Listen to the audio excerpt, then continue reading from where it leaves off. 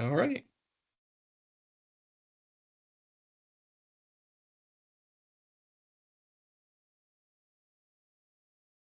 Okay, are we ready, Nicole? Yes, welcome to the event. It's begun. Take it away, Stan. All right. Thank you. Thank you. Well, good afternoon. I want to thank everybody for taking time out of their busy day, getting ready for Thanksgiving. So I wanted to share this today, some success stories. We have the SBA administrator on today. So we want to just kind of do an informal discussion to talk about some of these panelists, their journey and the resources they used. And so again, I want to welcome you. And with that, I want to turn it over to Tim Green, who is the Office of Veterans Business Development. He is the Deputy Associate Administrator. So, Tim. Yeah, thank you, Stan. I appreciate that. Again, my name is Tim Green, Air Force veteran of 28 years, and I work for the administrator in the Office of Veterans Business Development. This webinar is really kind of culminating National Veterans Small Business Week, where we celebrated the success of many veteran and military spouse entrepreneurs across the country. We held about 170 events or more, and we're kind of wrapping that up now. And today we're going to hear is from 3 successful businesses that have utilized their military skills and SBA and other resources to get where they are. But before we begin, I want to introduce the administrator, Isabel Guzman. She is at the administration's voice for Americans 34.5 million small businesses and growing, and which includes almost 2 million veteran-owned small businesses. She grew up in a small business family. She spent her entire career advising entrepreneurs, launching ventures, helping small businesses navigate the government, and creating policies and programs to help advance entrepreneurship and innovation. Currently, she is utilizing her vast experience and strong leadership to guide SBA, and she continues to fight to help veteran and military spouse small businesses, helping them start, grow, and be resilient. Please join me in welcoming one of the finest leaders I've ever known, Administrator Guzman. Thank you, I ma'am. love that. Thank you so much. I really greatly appreciate that introduction. I always love when you introduce me because you have such poise and class, and I know that you work so hard in your role, Tim, and your entire team is just amazing and delivering for our veterans. So this day is as much about celebrating the great entrepreneurs, but also celebrating the Office of Veterans Business Development and the great work that you've been able to achieve over the years. And especially in partnership with me, I've enjoyed doing so much for veterans during my tenure here at the SBA, and which is why I wanted to do this. I know that it's no longer National Veterans Small Business Week, but I was really excited to lift up some of these incredible success stories who've been able to leverage federal resources, leverage the networks of veteran entrepreneurs to be able to take their business to the next level, or and really deliver for communities, because we know our incredible veteran entrepreneurs give back and support other veterans. They contribute into their communities, and really I'm always taken aback by not only the normal operations of like helping with food banks, or those funding little leagues across the country, but I find that veteran entrepreneurs, the stories that I've been told about, have really taken it to the next level. I mean, there are veteran entrepreneurs out there starting foundations to give back and contributing dollars, and really providing that helping hand, recognizing that we are communities that need to come together to really make our neighborhoods work. So I'm excited to just be here to celebrate our veterans, celebrate the strong entrepreneurships and contributions that they've been able to make to our country. And I'm looking forward to just having a more in-depth conversation with the actual entrepreneurs that we're featuring as well. So I'm going to turn it back over to, I guess, Stan or Tim to kick us off into introductions. Stan, I'll let you run the discussion. Thanks. Thanks, Madam Administrator and Tim. So we have some great panelists, and the first one I want to recognize is Hyacinth Tucker. And so Hyacinth is an Army veteran. and she owns the Laundry Basket LLC, which is a leading mobile laundry and dry cleaning delivery service. And she does that in the greater DC area, Northern Virginia, and all the way up into Canada. So it's going to be great to hear her journey. And so the next one down is Stephanie and Bryce Wine, and they're out of Virginia Beach, and they have Pinup Coffee Company. Now, their business has really, really grown over the last year or so, and both Navy vets. And so they have a passion for coffee. Their business continues to grow, and so I know that you'll enjoy their story, and I know you'll be looking forward to hearing their journey as well. And then we also have Kara and Matthew, which run the Project Victory Gardens, and it's a agrotherapy, animal therapy, agriculture education program. They are in rural South Carolina, and so they run a farm, both retired sergeant majors from the Army. And so they have a great story as well. And we did a success story video on them as well recently. So I know that you'll enjoy their stories. And with that said, I'll just kind of open it up with with Hyacinth. You want to talk about how you got started with your business and what led you to that, how you got started, and what are the resources that you used? Yes, good afternoon, everyone. So, as you've already said, Stan, I'm the proud owner of the Laundry Basket, and it was definitely something that I didn't plan on. I went to visit a friend in July of 2022, and I walked into her living room and there were clothes everywhere, and I literally mean everywhere. And she's telling me how stressed and frustrated and overwhelmed she is. And of course, she hates doing laundry. And I realized that she's buying new clothes instead of washing the clothes that she already has. So we start having that conversation like, well, that's just going to lead to more laundry. So that's not really helping the situation. And she says to me, I wish there was someone that can come and take all this laundry and do it for me. And I said, okay, I'll do it. And from that, we have grown so much in the past 2 years. So we're now a team of 8. We have a fleet of vans. We service Maryland, DC, Northern Virginia, Cleveland, and we have a footprint in Toronto. Thank you to the Department of Commerce and the STEP program. And we've done a lot as far as getting into different areas. So now not only do we do residential clients, we do businesses. So we do universities, hospitals, spas, gyms. And then we also contract with the government on the state, local, and federal side, thanks to our SCORE counselor. So it has definitely been a journey. But I would also like to say that we do a lot for the community. So we work with local nonprofits, and as they get clothes donated, we launder them and we deliver them to our unhoused population. And we also have the Laundry Basket Institute, which is a workforce development program to help other individuals get into the industry of laundry and dry cleaning. So it's definitely been a journey over the past 2 years, and just glad to be here. Thanks, Hyacinth. Just kind of a funny note. So Hyacinth was on a panel discussion, and she's always one to give back and always wants to give back and help other veteran entrepreneurs and military spouses. So I asked her to be part of this panel, and she gave that story.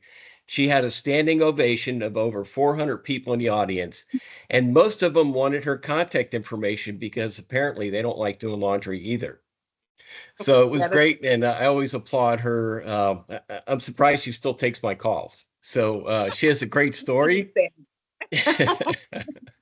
and she always wants to give back. And so that leads me into Steph and Bryce, who are just going gangbusters with their business. And again, talk about what gave you that idea to start this business, and how you got started, and then what resources did you use? Sure. Hi, everyone. Stephanie Ween. So we are the owners of Pinup Coffee Co., specialty coffee roaster in Virginia Beach. And I'll talk a bit about how and why we got started, and then probably let Bryce take it away from there. But this whole thing is kind of my fault. I wanted to get in coffee ever since I had my first frozen coffee drink when I was like 15, 16 years old. So it was actually something I daydreamed about back then even, and kind of just tucked away for a long time. I worked a few different jobs, including for a craft hard cider company, which is really where I fell in love with the craft movement. So craft beer, craft cider, coffee. those things that really bring a community together, because how cool is it to go to like a local place instead of a big chain with your friends. Joined the Navy, and then it was in the last couple years of the Navy that idea kind of came back and said, how about we try this? So we started as just a small cottage law coffee roaster just from home. So that means that we just did like hand to hand and farmers markets. And that was while we were both still active duty. So we were very, very busy and trying to get everything off the ground and learn everything we could about business and coffee. Utilized a lot of mentors. So the VBOC, the SBDC, I had a SCORE mentor as well, who was amazing at trying to learn all the financial documents and projections and stuff like that you need, and get a grasp on what those mean and how to do those. Definitely could not have done it without the mentors. And we still keep in contact with our mentors, of course, and network a lot, especially now, 3-4 years later, when we're experiencing this really rapid growth phase. So that's something that will always be important from start to growth and beyond. So, and then you fill in a little bit on the last year or so. Yeah, I'm Bryce, by the way, everybody. We've grown quite a bit. We moved into this spot that we're in now. This is our roastery here. It's about 1,200 square feet. And we've outgrown this space quite a bit. We're actually about to move into a new space next door, which is 4,500 square feet. In the past year, we've opened our first cafe.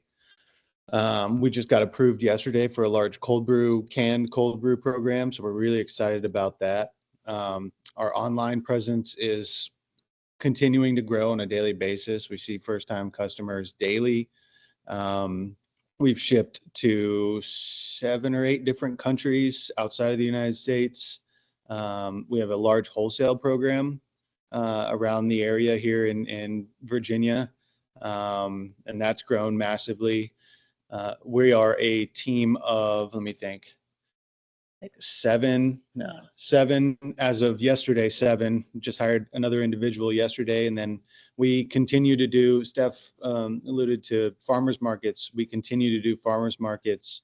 The season's coming to a close. We have our last one tomorrow, but we continue to do those because we really, really love community. It's a huge part of who we are and what we want to continue to do. In the military and veteran community too. So I'm sure we'll get into SkillBridge here in a minute, but let you talk to everyone else first. Yeah. Well, thanks. And again, Steph and Bryce are always there, to get on some of these panel discussions. They came to Washington, D.C. last year during a huge conference, the National Association for State Workforce Veterans Conference they do every year. So they were a panelist there.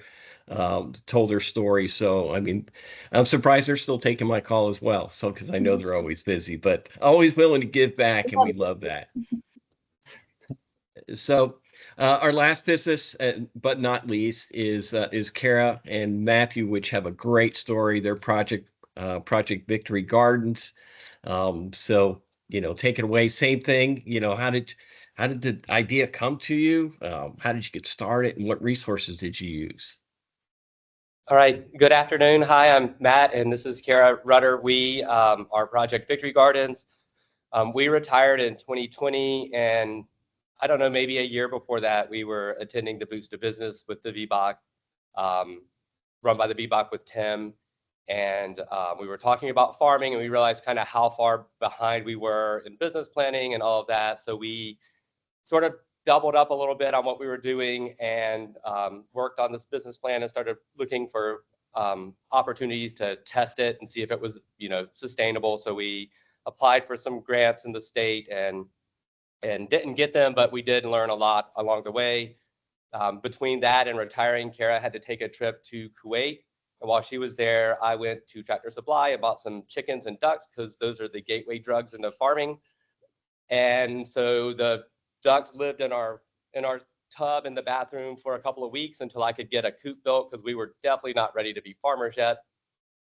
Then we retired into COVID and just started building fences, and we now have pigs and alpacas, goats, turkeys that we're processing for Thanksgiving tomorrow, actually for for the veterans in our area, and ducks, chickens, and I think that's it, and some livestock guard dogs. Along that journey, we realized that we really missed our cohort, our veterans. So we established a nonprofit, which is Project Victory Gardens, and with that organization, we use that to grow farmers. So our farm is designed as a model farm so that we can teach veterans how to farm and point them to the resources that are available for them.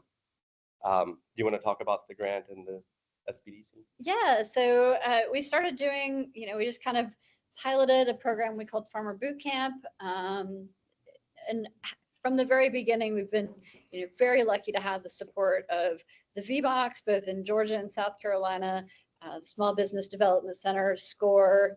They're at all of our training events because we really feel like they are the cornerstone for being successful as a small business. And so we applied for a large grant from the USDA, the Department of Ag, and we were able to get that. And so now we really focus on doing some of those entrepreneurial classes for veterans interested in agriculture. And next year we'll be launching an agritourism incubator program.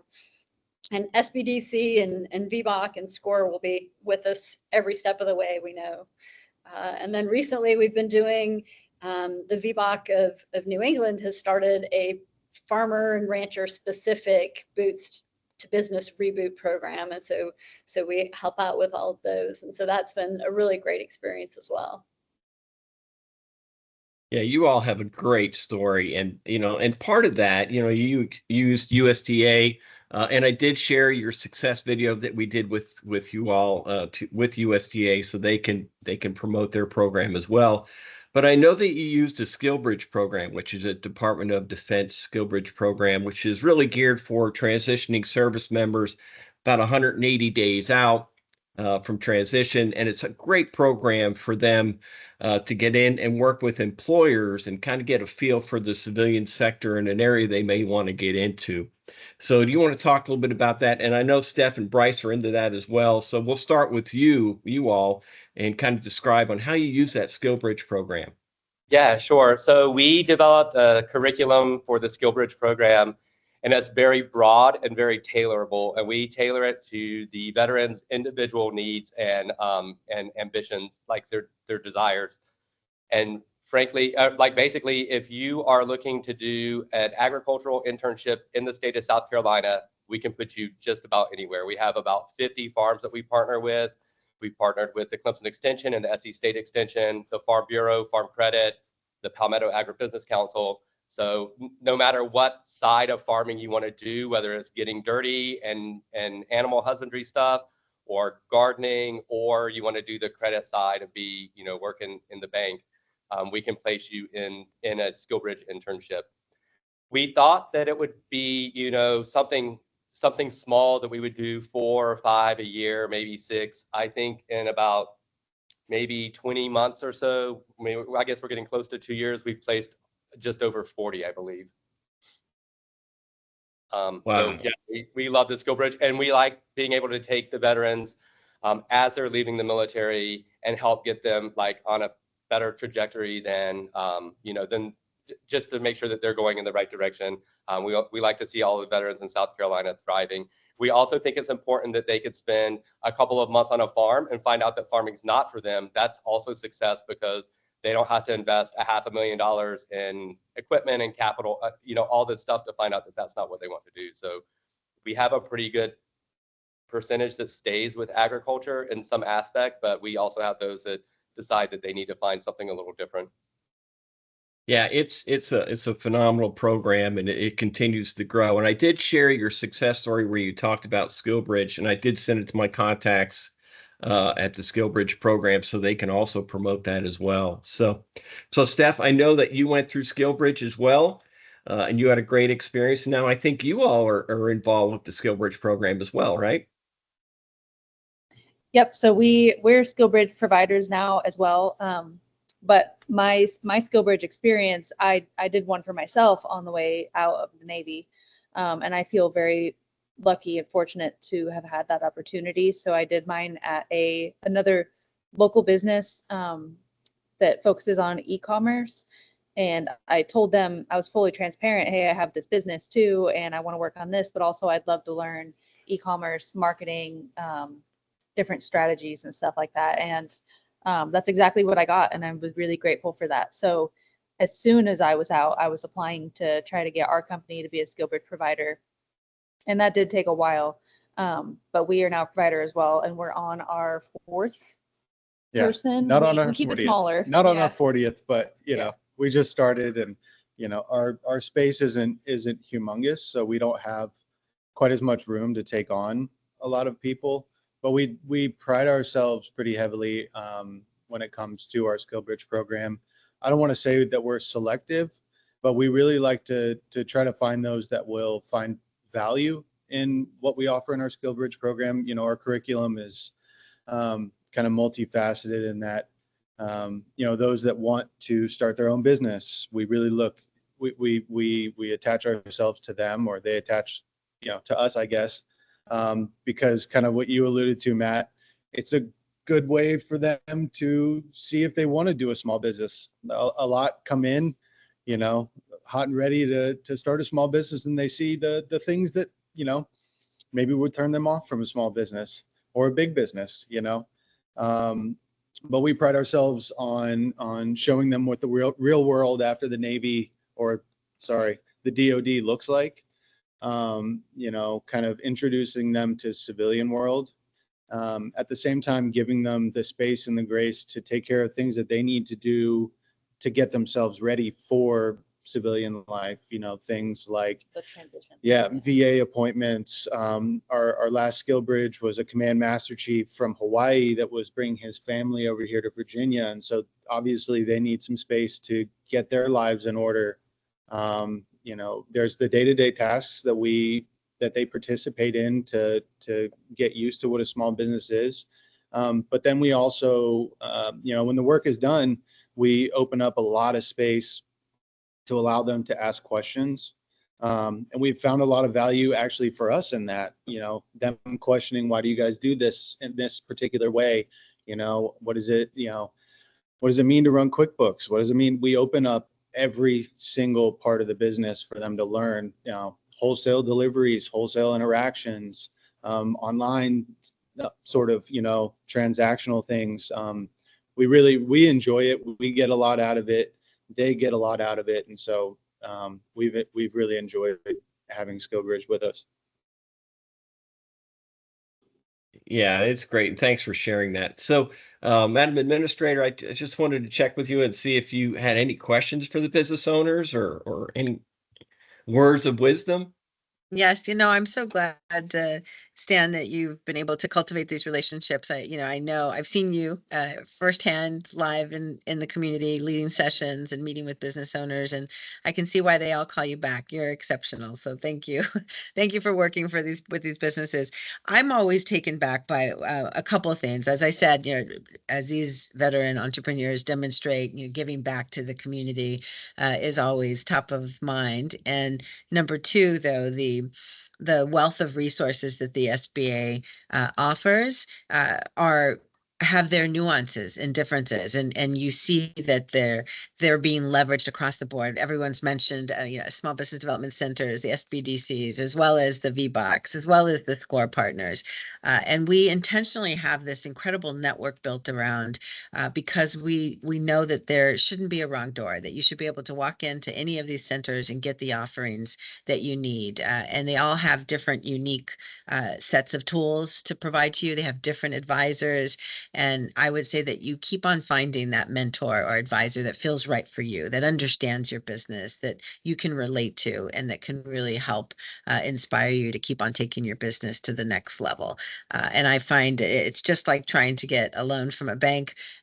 You know, you might have to go through a couple bankers before you find that banker who really sees your vision and can understand you and really get you the capital you provide. It's the same with any of our advisors or networks. And that would be the first thing I encourage. And then the other thing is that, we've seen in this economic recovery really strong consumer spending throughout, which has been, perplexing for so many in terms of, what's happening in our economy. But the underlying push as well has been in digital e-commerce with that consumer spending. Online sales continue to rise.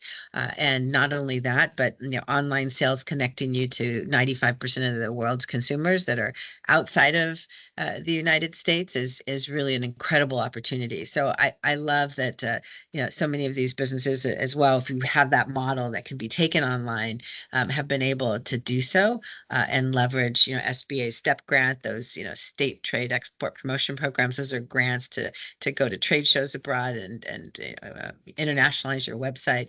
And so I really admire that you've been able to really expand your business, grow your businesses online and in community, really leveraging these resources. But what I would ask as well is that with, we always like to say that you can't do it alone. You need a team, and the SBA is here to be part of your team.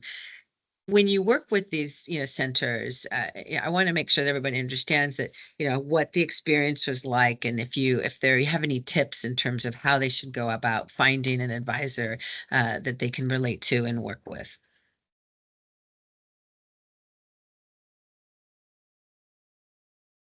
Okay. Well, I'll thank go you. first. Oh, go ahead. Go ahead. Go ahead. No, go ahead. So I would say that I've had such a great experience, and I don't know if it's just fortune or blessings, but each time I've gone to like my local VBOC, like the person there and at my WBC, they have been so helpful. Like they have just embraced me, everything. And what I'm always looking for as a small business owner is skills, because sometimes you don't know what you don't know. And then opportunities, and then of course some exposure. And I've been able to get all three from my local, VBOC and WBC. So they've been able to say, well, Hyacinth, what are your needs? What is it that there's a weakness in your business that we can help you with, that we can put you in a program, show you about a workshop. They have like open doors, opportunities when you can come in and you can get that information. They've, given me opportunities to have exposure, whether it be speaking or a table. My local WBC nominated me for something, and then I got a governor's citation. It was just like, but that's what they do. It's like they became like that trusted partner for me, where it's like I know I can go there and I can ask questions and I can really get the help that I need. So it has been an amazing experience for me, and I've had it since day one, and they still email me like, and just like that personal touch. So sometimes, I get the automated stuff, but I get the, hey, Hyacinth, how are things? And that means a lot for me, that it's like someone really cares and really wants to see my business succeed. And they'll say, I saw this opportunity and I thought about you. And it's funny, for this, my local VBOC person was like, have you seen it? And I was like, I'm already on it. She was like, okay, I just wanted to make sure that you knew about this opportunity. So it's been a great experience. That's great. Thank you.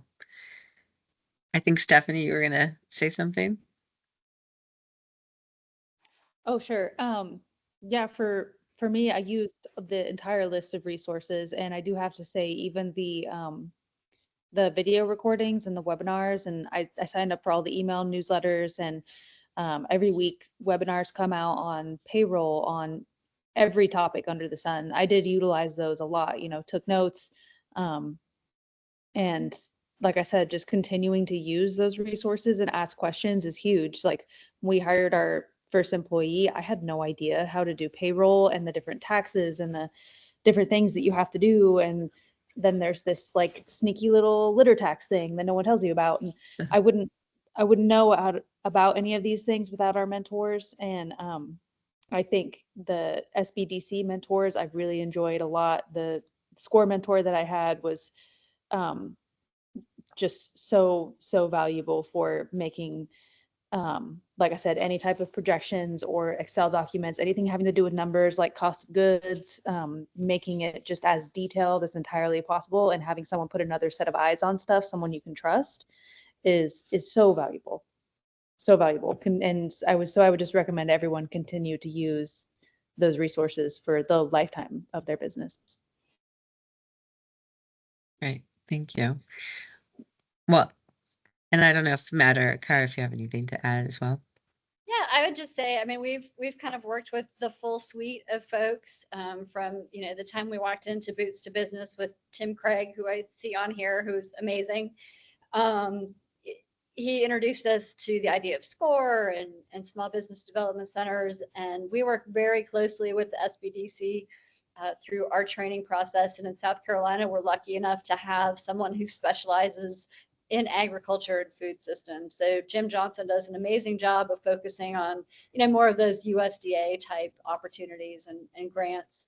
And so kind of finding that person who speaks the language that you speak. And that's the great thing about SCORE, is that you can get someone in your industry, in your area, that knows those things and can lead you to the right places. But, in South Carolina, they're all connected. SBDC people and VBOC people, they all know each other, and it's pretty easy to find the right door when you just walk through the first one that's closest to you.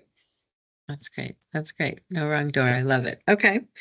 Well, Stan, I appreciate it. I for me, I learn a lot about our entrepreneurs and the work they do. It's not only the inspiration, but what distinguishes an entrepreneur from someone with just a great idea is that risk taking, jumping in and deciding to move forward in it, and the fact that you've been able to ally yourself with so many people who want to help you succeed at the SBA really heartens me. And I hope that these resources continue to be supportive for you as you continue to grow and double the number of countries you're visiting. For example, Steph and Bryce, or Matt and Kara, being able to train even more farmers all across the country.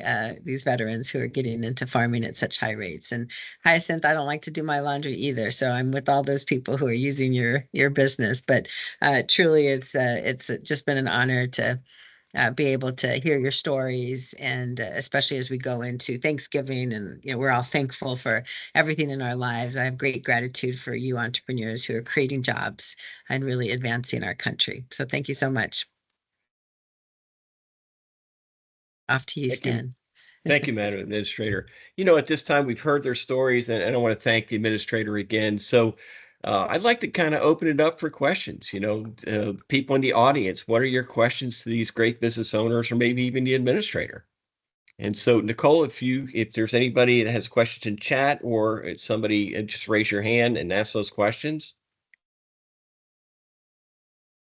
Hey, Stan, I just wanted to find out, maybe Steph and Bryce, how do you manage quality control as you grow? I've noticed that with some coffee places I've visited in the past, like once you start growing, it doesn't seem like the maintaining that quality is still there. And then also I'd like to hear about, are you hiring veterans in yourself, or or is that part of your formulation when you do hiring? Are you looking at veterans? Thank you. So I'll speak to the quality control. I think it starts from having strong core values and a strong mission statement that you can bounce everything off of. For us, it's, is what we're doing here at the packaging station, is that meeting the approachability that we like to maintain? Is the way that we're approaching customers, or is the way that those baristas that we have are the way that they're receiving customers, is that, are they displaying the core values that we've set up from the very beginning? SOPs, we took those from the Navy. Those are wildly important. We have an entire cabinet full of SOPs for different things. And so everyone's on the same page about what we're doing. And frankly, we look at, to your point, we look at what other businesses are doing, or are not doing rather, and look at those as opportunities to fill that gap. I already kind of mentioned the approachability aspect of what we do. We see a lot of those in the coffee sphere kind of moving to this almost, it's a little cheeky, but this pinky out kind of thing, where it's a niche. And if you're not in the club, then, you're not with us sort of thing. And that's not what we do. We're approachable in every aspect with every single person. The offerings that we have, we have everything from good introduction coffees, those blends that people can fall in love with, all the way to stuff that people can explore. And so, yeah, we do that. And then, do you want to talk about hiring veterans? Yeah. And I just want to reiterate, like Bryce said, for us, maintaining our quality as we grow is just really our commitment to our values of being like genuine, the best specialty coffee we can find, single farmer lots where farmers are paid well for the product that they're producing, and just being so committed to what we do that our quality stays high. And then when it gets tricky, there is machinery that can help, when it comes to sorting and stuff like that. But for us, we're so committed. We're never just going to get a lower quality green coffee to roast because it's easier. We don't have time. That's not what we're going to do. And then when it comes to hiring, yes, we do look for veterans for SkillBridge. We have a SkillBridge that we absolutely love. That's another person we would consider, who fits the team really well and understands our values. And we are also V3 Certified, yeah. V3 certified, right? So anyone who's a veteran or a military spouse, we do look for those people as well. Yep. Yes. And we have a couple of our team members that are veteran spouses. The hire yesterday is Active spouses too. Yep. Active spouses. The hire yesterday, he's a veteran. So we definitely try to keep that as something that we do. It's close to us. Yeah, thank you. I didn't want to monopolize. Stan, did you have any other questions come in? I didn't see any. Again, we'll open it up for questions, but I was thinking about this. So we have people on the call today and they may be thinking about starting a business and they're hearing your great stories. So I know it's not always great. There are some challenges. So, what would be your advice to somebody who, and even to the SkillBridge folks, what advice do you give to them when you're thinking about starting a business? What advice would you give them? And I'll just open it up to anybody. Yeah, I can tackle that one if you want me to. So when we teach our ag education courses, we like to use the old military adage that no plan survives first contact. And so our business plan, we relook at it often. It should not be written in stone. It needs to be written in like something erasable so you can change it. And so that's kind of what we talk about when we're talking about establishing a business, is being receptive to those opportunities and identifying them as an opportunity so that you can pivot your business or move in a different direction or however you're going to grow it. But really, it's just being cognizant of the fact that no plan is going to survive first contact, and being open to opportunities and recognizing them, and then taking those opportunities and the risk that goes with it. Thanks, Matt. Bryce, Stephanie, or Hyacinth, any words of wisdom that you would give? My words of wisdom are always about surround yourself with community. So find organizations, people that support and encourage and motivate you, because it is a journey and there are some great wins and there are some losses throughout the way. And if you don't have that support system to kind of get you through both, because sometimes you need, even with the wins, you need that encouragement, that slap on the back, that high five, but definitely when things don't look the same way, because we have to really stay strong and in this journey. So definitely surround yourself with those people, and always look at your cash flow. We build these businesses, but we want them to be sustainable, and we want them to still be here 2 years, 3 years, 5 years, 10 years later. So make sure that you're looking at your cash flow. If you're not familiar with like financial documents, take a class, learn how to do that, get the people around you who can help you with that. But your cash flow is very important.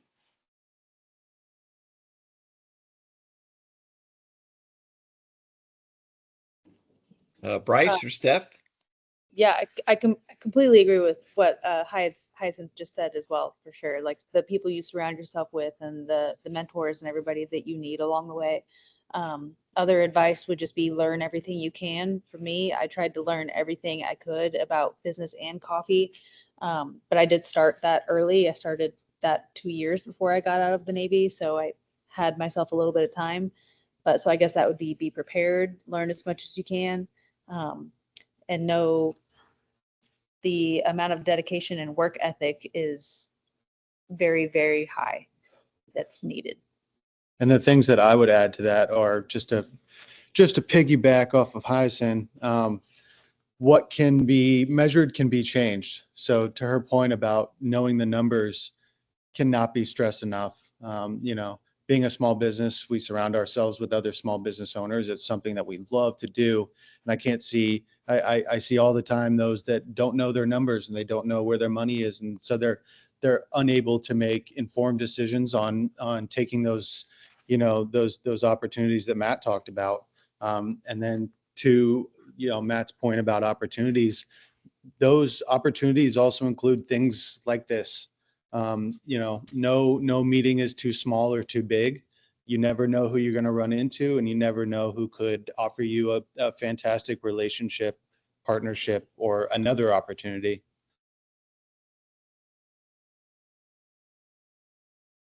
Thanks for that, Bryce. I do see we have a question from Richard.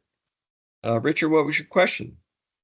It had to do. I'm the director of VBOC out here in the West, in Montana, and I had a question because I keep running into an issue that's always unique in startup business, and I open it up to anybody because you've talked about it to some degree about community, but what about the balance in the relationship? Because you can't shut off opening a new business and when you go home at night. What's the key to you about the maintaining the balance and making sure that you're both together on moving forward? And Hyacinth, even if and that makes it even more difficult if the other partner is not involved in the business. I'm just curious about balance, how you see that and how it works for you.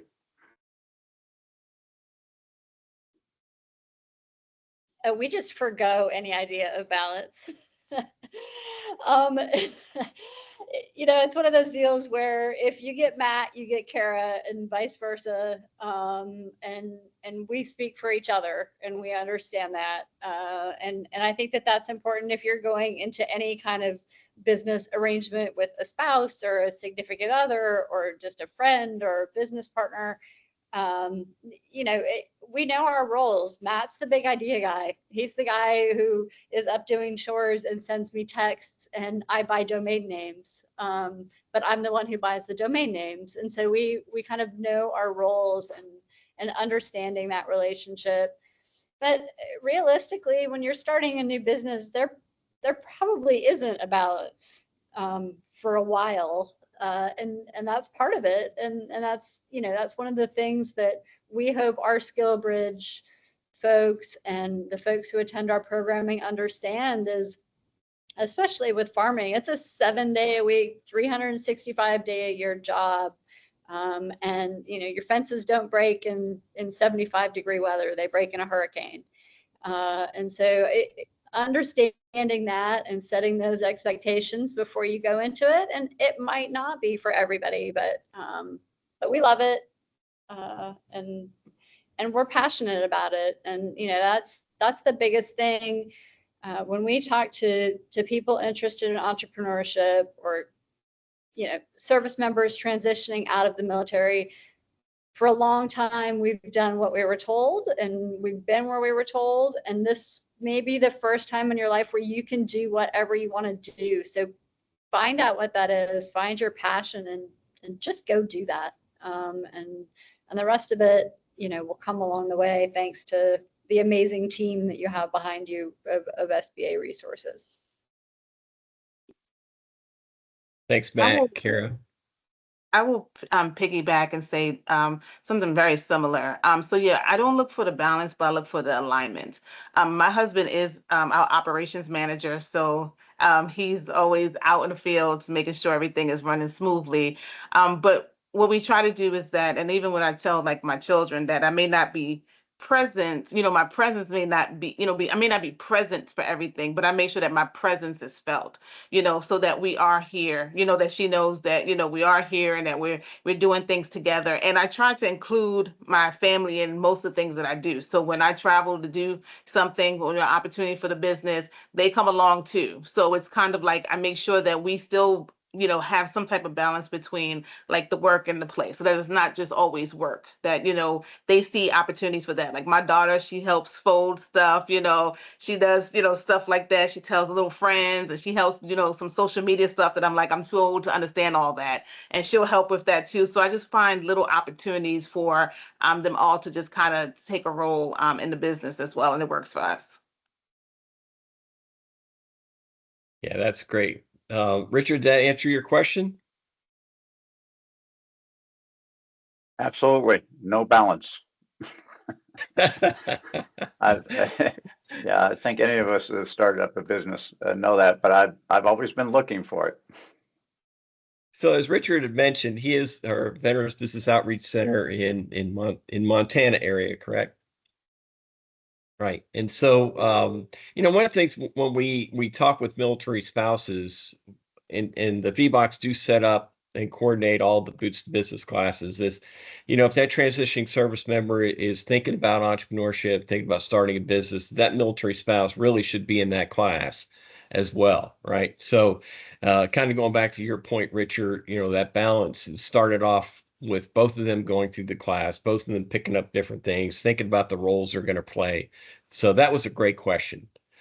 Nicole, Yep. any other questions that may have popped up, or anybody in the audience that has a question for our great panelists?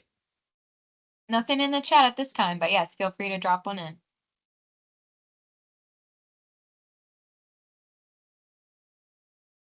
Timothy, Looks like, yep, Tim. our old friend Tim Craig. Tim, how are you, man?